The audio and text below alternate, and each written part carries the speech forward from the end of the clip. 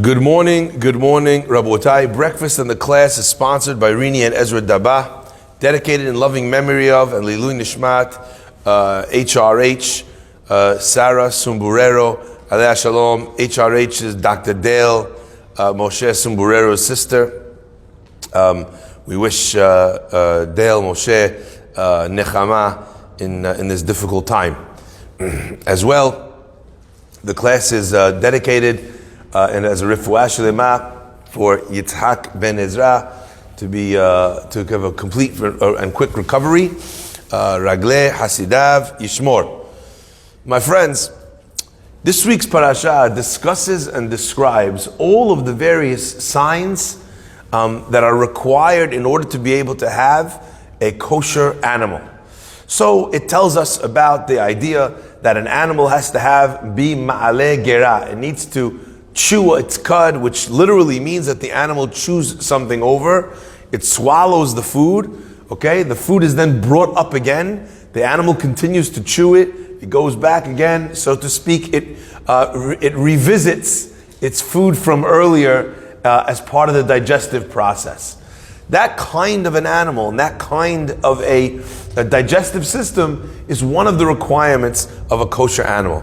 The second requirement of the kosher animal is that it has split hooves, that the hoof of the animal in the front is not a round, solid hoof like you would see on a horse, but rather that the hoof is actually split. What if you have one siman but not the other? So as an example, an animal that has a split hoof but now chewing the cud. In the Gemara's example, that is gamal, a camel. A camel has split hooves, but it does not chew its cud. The halakha is that animal is not a kosher animal. And the flip side of that as well, you have other animals that have split hooves, like the chazir. The pig also has a split hoof but doesn't chew its cud. Not kosher. What happens if the flip side is there? So it doesn't have it has a solid hoof, but it chews its cud. Also no good. It's not one out of two. It's both simanim are required in order to be able to be a kosher animal. And Rabotai, there's many different explanations and interpretations as to what it is about these things. And I'm not going to share many of them, but I'll share with you one chidush that I thought was very, very beautiful. In effect, the Torah warns us not to eat and not to ingest these animals that are not kosher. Like the pasuk says, "V'lo titameu bahem," you shall not become impure with them. V'nitmetem bam. V'nitmetem. Now it's interesting. In the word titameu, you have tameh spelled tet, mem, aleph. Okay? So you need that aleph in order to spell the word tum'ah or tameh properly. But then the pasuk ends and says, "V'nitmetem bam," and you will become impure through them. But it skips the letter aleph. The Gemara is doresh on these words, "V'nitmetem bam." Don't read it "v'nitmetem," ela "v'nitamtem." What does it do? You will become a victim of this thing, this spiritual malady called timtum alev, which means the stoppaging, the stopping up of the heart. So what exactly are we learning from this Gemara? And what exactly are we learning from these signs of the kashrut of the animal? So I just want to share with you a concept, something to think about when we look at this idea. You know, what does it mean, v'nitamtem, that there's a stoppage, that the heart gets blocked? You and I, when we think of the mitzvot and the averot that we do, we think, so to speak, of the person in isolation and the deeds or the words that they say and the mark that they make on a spiritual plane. We think that, as an example, if I break Shabbat, where does that live? That lives in the ether. It lives in the sky. Where does my avera live? It lives, so to speak, in the heavens. They write it down in a book. You know, I've done something wrong. I did the thing that was wrong, and now I have to pay for it. But the Gemara tells us that when a person does an avera, they create for themselves a negative angel. It's Gemara in Masechet Pirkei Avot. Okay? When a person does a good mitzvah, they create for themselves praklit echad, a defense attorney, a angel that is fighting on their behalf that things should go well for that person. But in both of these cases, we're looking at the result of the mitzvah and the averah as something that exists external to the human being. The laws of kashrut are unique in a way because the impact that they have is not only in the spiritual realm, it's not only in terms of the angels that I create, it's in terms of the fact that the taref, the non-kosher that I eat, is now broken down and becomes part and parcel of my actual body. Now today, we are very aware of the nature of how the heart works and the things which are dangerous for the heart. So as an example, the number one thing we talk about when it comes to heart health is cholesterol. That the heart gets stopped up by all the cholesterol that packs the arteries of the heart until eventually, when there's enough blockages there, what happens? The blood cannot make it to the heart cannot pump the blood around the person suffers a heart attack. That's what we are aware of. Now, Rabotai, I want you for a second to think of the laws of kosher as spiritual cholesterol.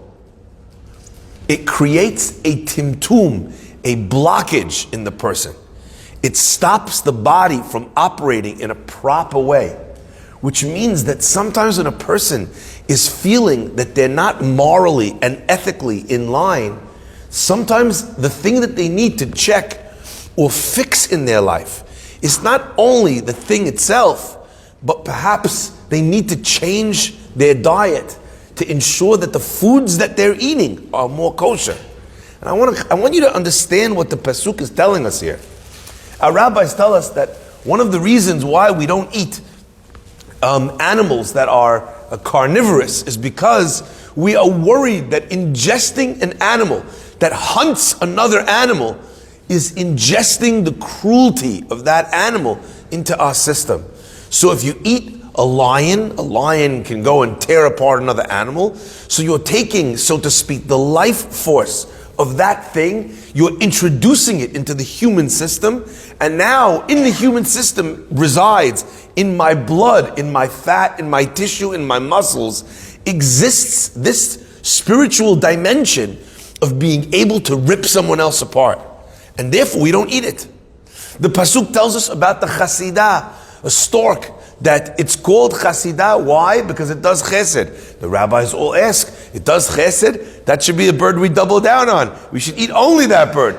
Answers the Gemara, no, it only does chesed with its own kind, with its own. It doesn't do chesed with anyone that's not like itself. So you see, even that concept, the Torah is telling you, we want you to have that, but we don't want you to have that exclusionary midah as part of your repertoire, as part of your physical makeup. Rabotai, of all mitzvot in the Torah, the mitzvah of kashrut is most directly linked to the physical, the actual makeup of the human being. And when I eat things, when I'm not careful, and eating non-kosher doesn't only mean where I went out and said, can I have the most non-kosher thing on the menu?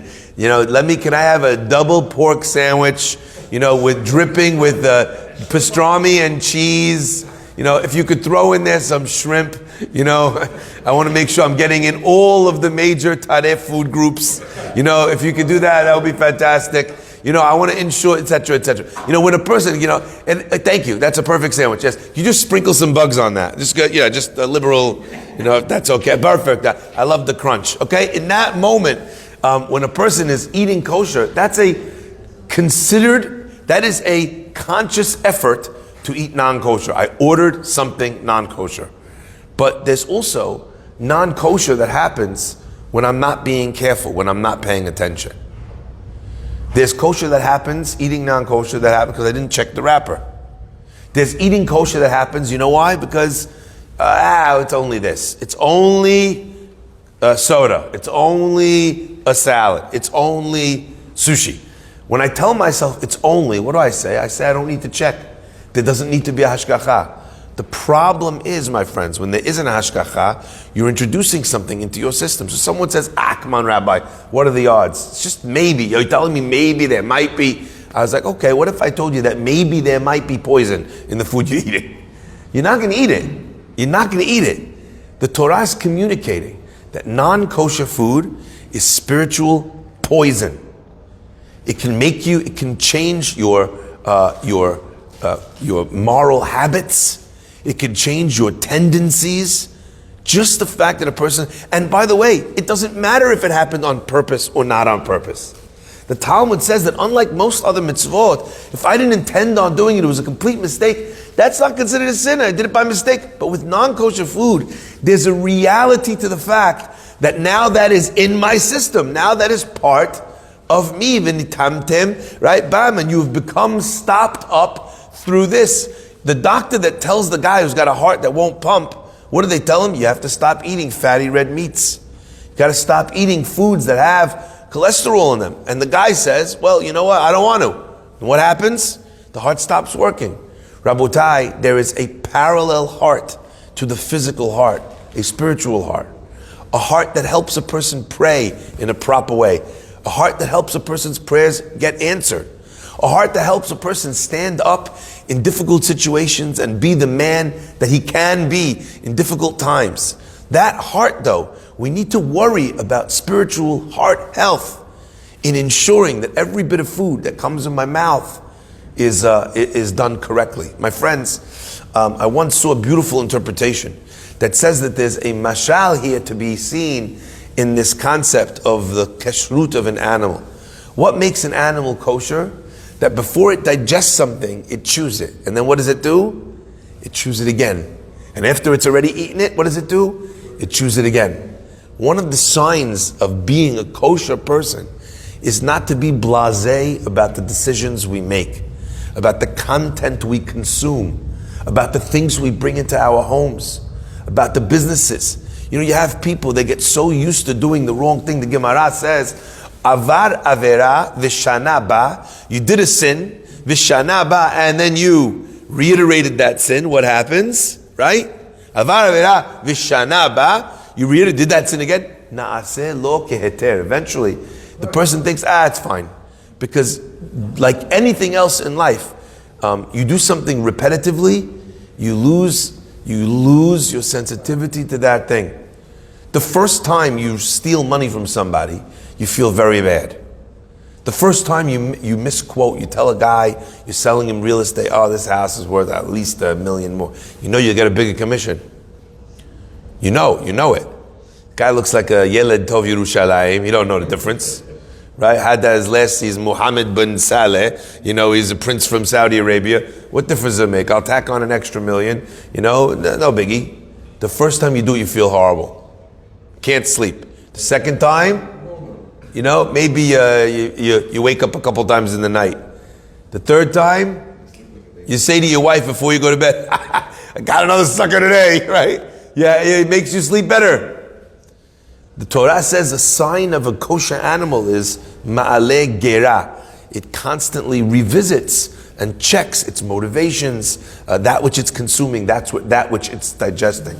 The second siman is a split hoof.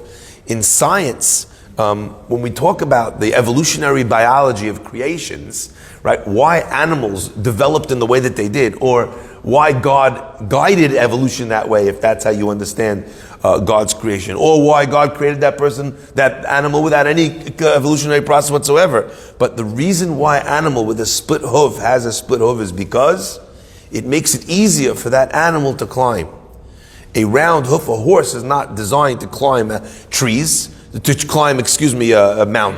So therefore it has one type of a heel, of a foot. A goat that needs to climb the mountains. I don't know if you've ever seen some of these mountain goats. Unbelievable. You see these mountain goats in Morocco that climb into trees. I mean, it's astounding. That happens because the animal has a specific type of a foot. Even insects, bugs that climb the wall, that are upside down climbing on the ceiling. How are they not falling? God creates them in His infinite wisdom with little tiny suction cups at the bottom of their foot, microscopic. But as they put their feet down, it's like it sucks on, and they could go to sleep upside down, hanging, attached to the ceiling. That's how it works. So when Borei Olam created kosher animals, God decided in His infinite wisdom that the kosher animal has a split hoof. Why? Because it enables the animal to have a much more stable foot. footprint. And I think that's something which is such an important concept in Judaism.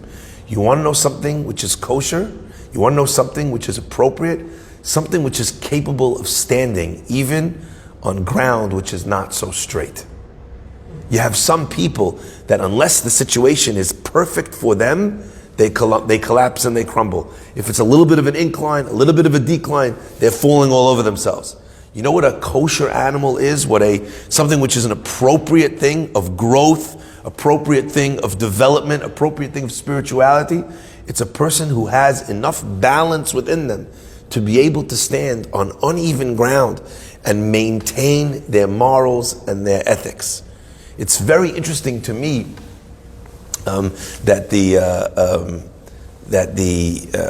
chazir, we say, it holds up its hooves, its split hooves, and makes believe as if it's kosher. That's the example that's given. The chazir, the pig, is someone that, so to speak, misrepresents itself, and it's considered to be the epitome of the Yetzer Hara, where the Yetzer Hara sometimes comes to us and makes us think, I'm not giving him tzedakah, not because I'm stingy.